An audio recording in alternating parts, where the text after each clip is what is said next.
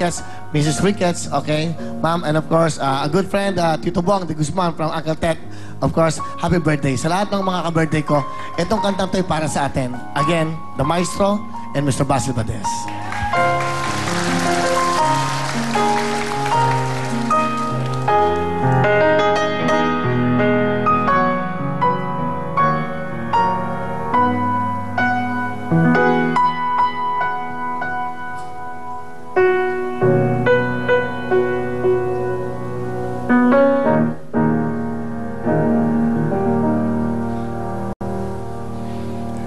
Anong kailangan kong gawin upang malaman mo ikaw ay minamahal ko?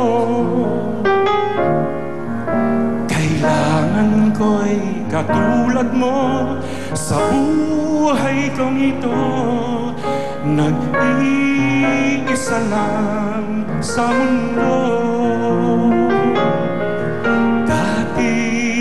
Nasaktan na ako, takot nang magtiwala. Ayoko na sanang umibig pa. Ngunit ika'y ibang-iba sa lahat ng nakilala. Sana ay ikaw na nga.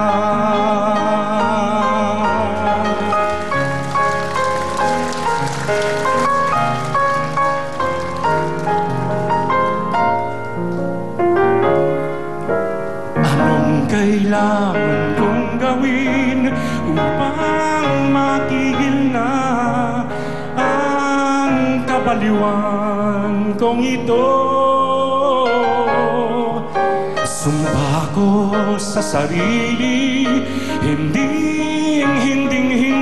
na, ngunit heto na naman ako.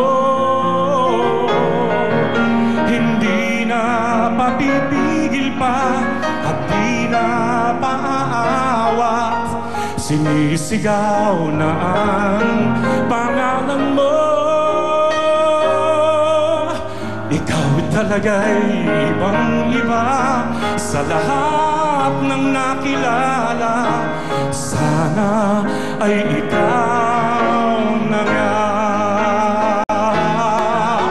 Anong kailangan kong gawin upang matigil na ang kabaliwan kong ito?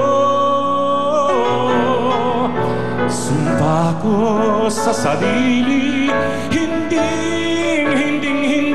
na, ngunit heto na naman ako.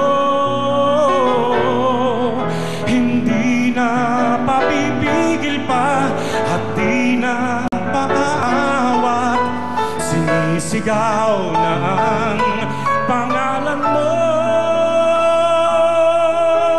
Ikaw talaga'y ibang-iba sa lahat ng nakilala.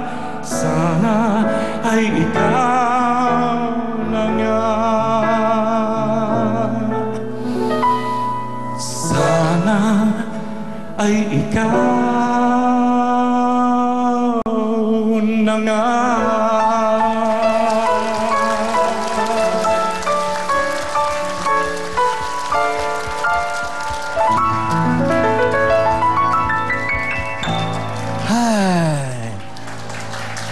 The Maestro, Mr. Ryan Carrion, and of course, Basil Valdez!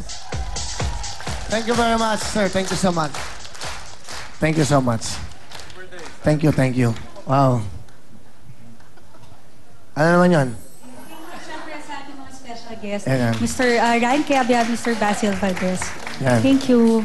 Pero alam mo, Willie, napakadami pang tao, yung mga nagmamahal sa'yo. Kaya panoorin po natin to.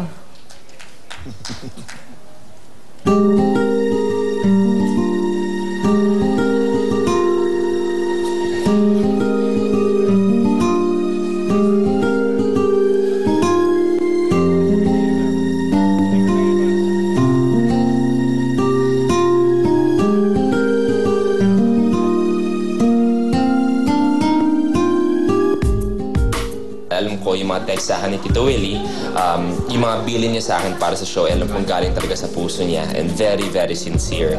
Kaya para sa akin naman, hindi ko makakalimutang moment yung kulitan namin ni Tito Willie, lalo na yung mga text na namin. I'm very thankful na nagkaroon din ako ng ganung chance and I'm sure na you do have a new home right now.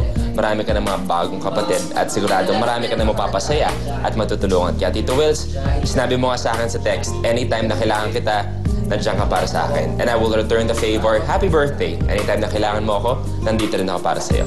Love you, Tito Wills. Happy birthday. My fondest memories of Kuya Willie is when we're in the US for one of his Wawawi tours. He made sure na everyone was eating. He made alaga everyone. And then, so yun, that's one of my fondest memories of Kuya Willie. And then my birthday wish for him is, Kuya Willie, I wish you a very, very happy 50th birthday. May this year be a fruitful one for you, and wishing you all the best. It's showtime! Happy birthday, Kuya Willie! Nakita ko yung naging takbo ng buhay niya. Buhay niyan, parang roller coaster. No? Up, down. Pero sa nangyayari sa buhay niya ngayon, dahil siguro sa dami ng natutulungan niya at yung magandang motibo niya para sa mga kababayan natin, lalong-lalo na sa mga maliliit, umaangat siya para mas marami pa siya matulungan. At yun ang nangyayari sa kanya. Kaya I'm very, very happy for Willie. At I'm sure mas mataas pa ang aabutin niya. Bilang kaibigan at katrabaho, si Willie masyadong concern yan. Parang palagi mong kasama yung uncle mo, palagi mong kasama yung tatay mo, ganun. Palaging naka-advise sa'yo, palaging nag-a-advise. Kahit di ko kasama yung mga ninuno ko, kasama ko na rin siya. Basta kasama ko si Willie. Ang hindi ko makalimutan dyan, yung meron akong dalang sawa, hinahabol ko sila ni Aga ng sawa. Ayaw nila ng sawa eh. Mga alas 2, alas 3 na ng umaga, tumatakbo sila sa timog hanggang papuntang EDSA, galing ng Tomas Morato. Takbuhan kami dahil ayaw nila makita yung sawa. Sabi ko, hawakan nyo lang. Ayaw na. Papunta na kami hanggang malapit na makarating ng EDSA. Hindi namin makalimutan yon. Buti naman, nagkabati na yung dalawa. Kaya, alam ko na kung paano ka ngayon hingian ng kotse. Kailangan gagalitin muna kita. Kaya galit ako sa iyo, akala mo ba? Eh, masasabi ko sa'yo, hindi, kapag nagsasalita ako sa'yo dito ngayon at binabati kita ng happy birthday, magkaibigan tayo. Galit ako sa'yo. Yan ang sinasabi ko. Yung kotse, handa mo na. Kuya Willie, Uncle Willie, Tatay Willie, in behalf of my family, my whole clan, at ng buong Pilipinas, isang maligayang kaarawan sa'yo. Willie, alam mo naman anak, 50 years old ka na ngayon. Pero wala yan sa mukha mo, huwag ka mag-alala.